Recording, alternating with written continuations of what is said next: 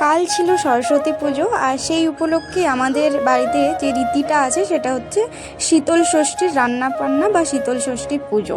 তো এই দিনই সরস্বতী পুজোর দিন রান্না করে তারপর দিন বাসি ভাত এবং পান্তা ভাত খাওয়ার রীতি, এটাকেই আমরা শীতল ষষ্ঠী বলি, এবং শিলটাকে মা ষষ্ঠী হিসেবে পুজো করা হয়। তো সেই উপলক্ষে রান্না বান্না, তো কত কি রান্না বান্না করলাম দেখো, সেটাই তোমাদের সাথে শেয়ার করছি।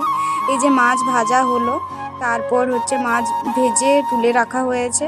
মাছ ভাজার সাথে আরও অনেক কিছু রান্না করেছিলাম কালকে। তো আর এটাতে পোস্ত, তেঁতুল আর সর্ষে ভিজিয়ে রেখেছি। আর এটা হচ্ছে সিজনো, যেটা শীতল ষষ্ঠীর মেন আইটেম।